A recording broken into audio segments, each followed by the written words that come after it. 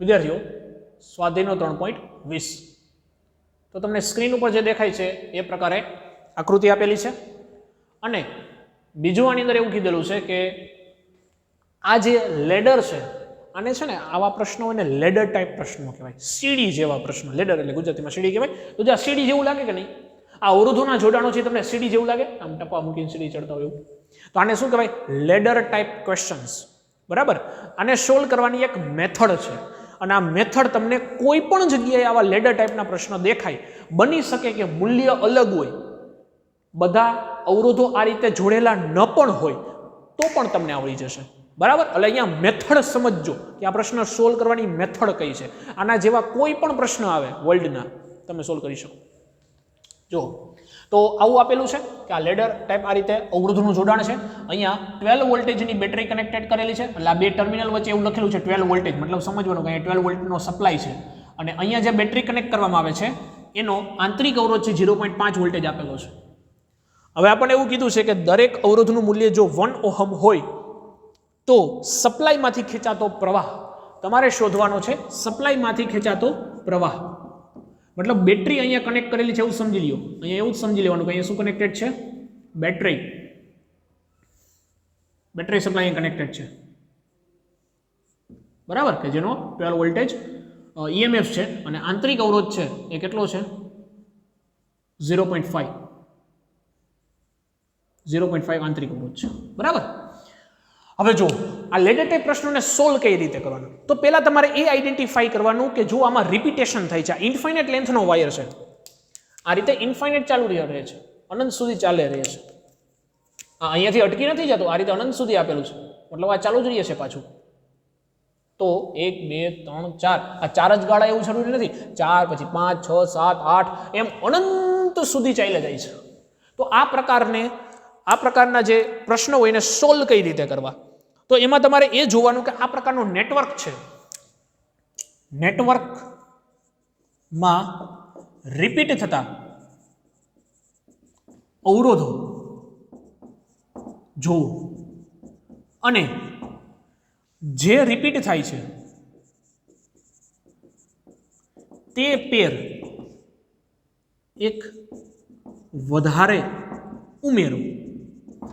જો એટલે શું કહેવા માંગે છે, તમારે પહેલા જોવાનું કે રિપીટ શું શું થાય છે. તો અહીંયા 3 અવરોધો રિપીટ થાય છે એવું કહી શકાય. બરાબર ધ્યાનથી તમે આકૃતિને જોજો. જુઓ આ 1 ઓહમ 1 ઓહમ 1 ઓહમ, આ તમને સી આકાર પાછો રિપીટ થતો દેખાય. જો અહીંયા સી છે, વળી પાછો અહીંયા સી આવે, અહીંયા સી આવે, અહીંયા સી આવે, આ રીતે અહીંયા સી. અહીંયા જો કાંઈ ના હોત તો અહીંયા અવરોધ છે એક આવવાનો હતો. તો આ રીતે સી છે એ રિપીટ થતું જાય છે, આખું સી રિપીટ થાય છે. ખબર પડી? શું રિપીટ થાય જોવાનું, જ્યાં રિપીટ થતું હોય ને ત્યાંથી તોડવાનું. કઈ રીતે? આ રીતે આ તોડવું આપણે. ખબર પડી? આ રિપીટ થાય છે કે આ ભાગ છે રિપીટ થાય. બેટરીની પાછળના ભાગથી તોડવાનું. બેટરી પછીનો જે એક પેર હોય એ રાખવાની, બાકીની તોડી નાખવાની. તોડી. હવે એમ સમજો કે આ ઇન્ફાઇનાઇટ લેન્થનો વાયર છે, ઇન્ફાઇનાઇટ લેન્થ સુધી આ રીતે પેનલ ચાલી જાય છે. હવે આનો સમતુલ્ય અવરોધ આ અનંત લેડર અવરોધો, લેડર એટલે સીડી. બરાબર.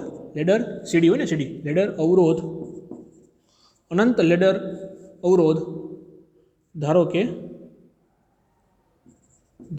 કે x છે.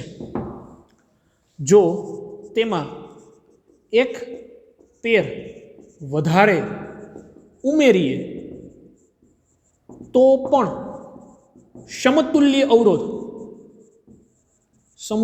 અવરોધ R ઇક્વલન્ટ કેટલો લેવાનો? x જ રહેશે. ખબર પડી? હું એમ કહું કે n અવરોધો છે, n એટલે કેટલા કાંઈ ખબર નહીં. હવે n અવરોધોમાં એક ઉમેરી દો તો પણ અનંત અવરોધ જ કહેવાય ને. હું એમ કહું અનંત અવરોધો છે, હવે એમાં એક ઉમેરી દો તો પણ અનંત જ કહેવાય ને, અનંત અવરોધ જ કહેવાય. ખબર તો નથી આપણને. એટલે આમાં એવું જ છે કે આ બધી પેર છે એનું ઇક્વલન્ટ કેટલું થાય છે? x. મતલબ કે આ આખો જે પરિપથ છે એનું ઇક્વલન્ટ કેટલું છે? x છે, x. તો એમાં આપણે એક ઉમેરશું, એટલે કે આ રીતે એક આપણે વધારાનું ઉમેરશું, અથવા તો બાદ કરી નાખો કે એક બાકી રાખી દો. એવું સમજો કે એક બાકી રાખી દીધી પેર. અને બાકીનાનું અવરોધનું સમતુલ્ય છે x માની લીધું તો આખે આખાનું x જ કહેવાય.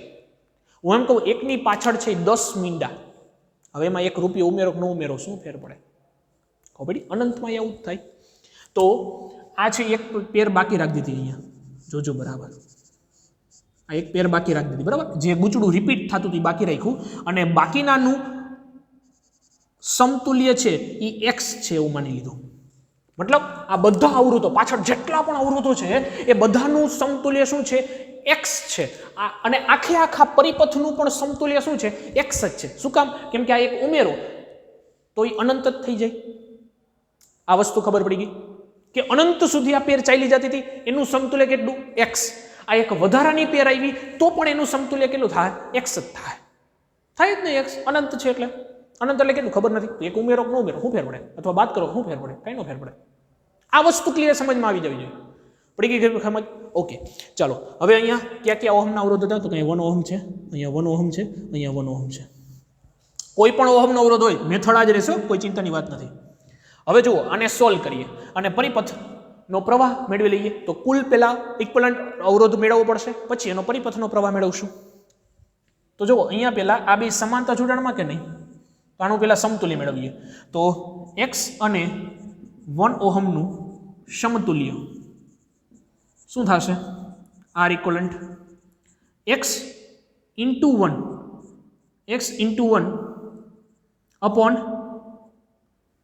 x ને હું સ્મોલ x કીધું છું, સ્મોલ x ઇન્ટુ 1 અને સ્મોલ x પ્લસ 1. આવું થાય કે ન થાય? સ્મોલ x ઇન્ટુ 1 અને સ્મોલ x પ્લસ 1. કેમ કે આપણે શું કરતા હોય, સમાંતરમાં બે જોડાણો હોય તો સમાંતરના અવરોધો માટે શું લઈએ? r1 r2 upon r1 plus r2. બસ એ જ છે, r1 r2 upon r1 plus r2. તો આ આકૃતિને આવી રીતે તમે દર્શાવી શકશો.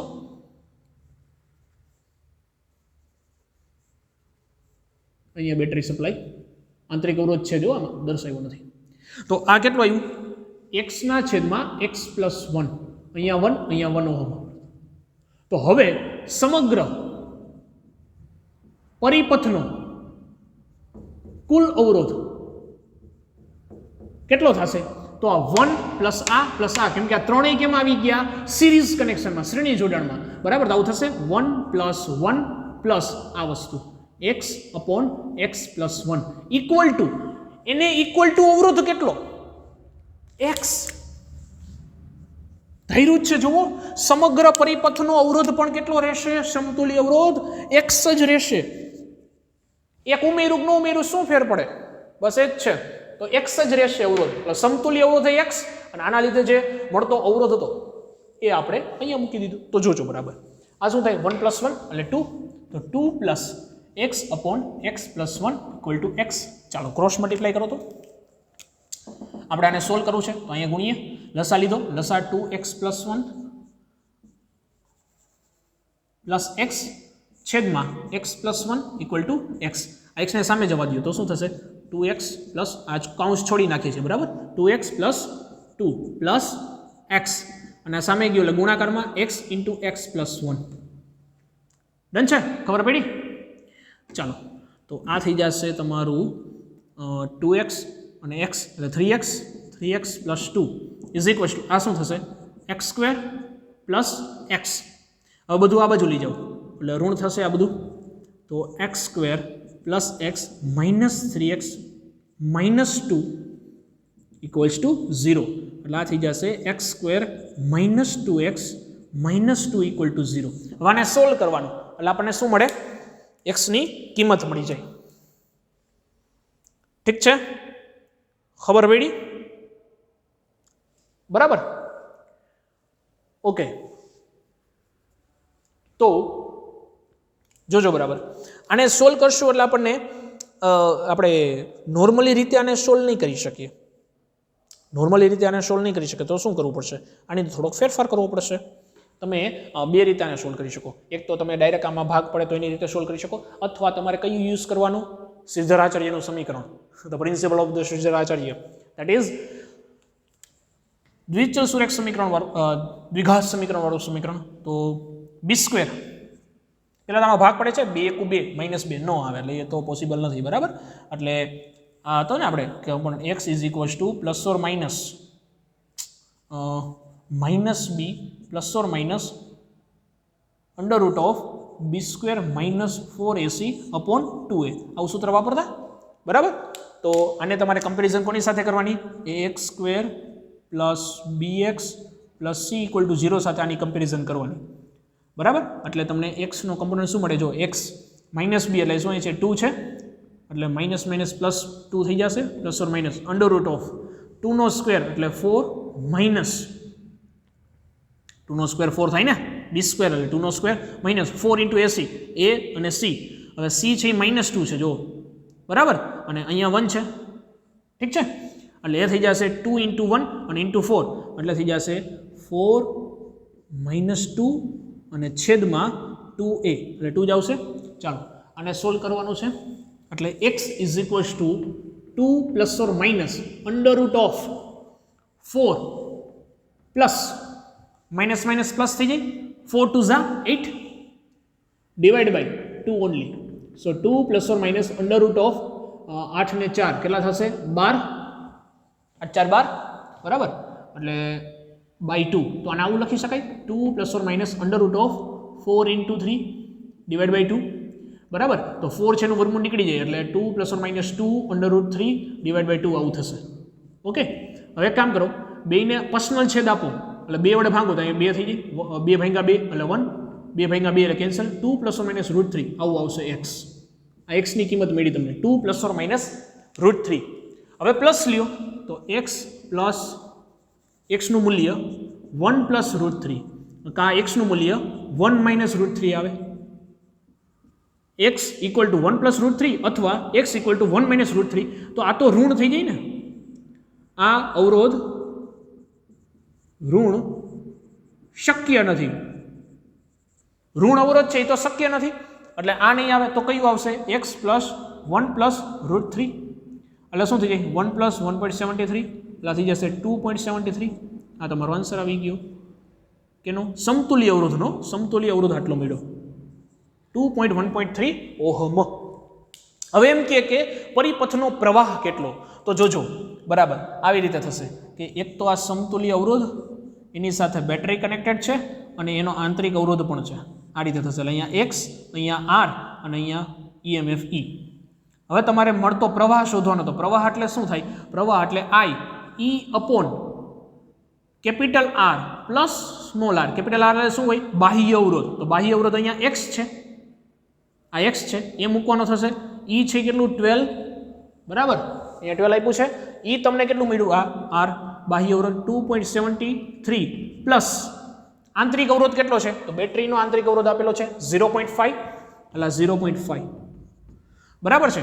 એટલે પ્રવાહ જે છે એ તમારો થશે I equal to 12 upon 2.73 plus 0.5 એટલે થઈ જશે તમારું 12 એટલે 2 3 અને એક આગળ એટલે 3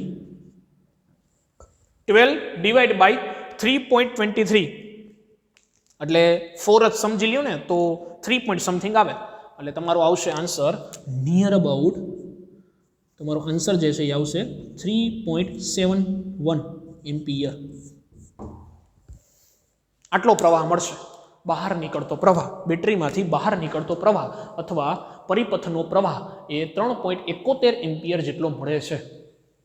ખ્યાલ આવ્યો પ્રશ્ન ખબર પડી શું કરવાનું છે આની અંદર લેડર ટાઈપ પ્રશ્નો કહેવાય અને કેવા પ્રશ્નો કહેવાય લેડર ટાઈપ સીડી આધારિત પ્રશ્નો.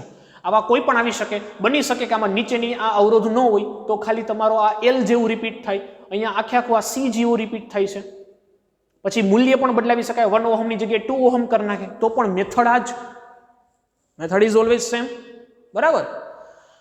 ચાલો તો જે બોર્ડ ઉપર દેખાય છે નોટ ડાઉન કરી લો. આ હતો આપણો સ્વાધ્યાયનો 3.21 લેડર ટાઈપ પ્રોબ્લેમ.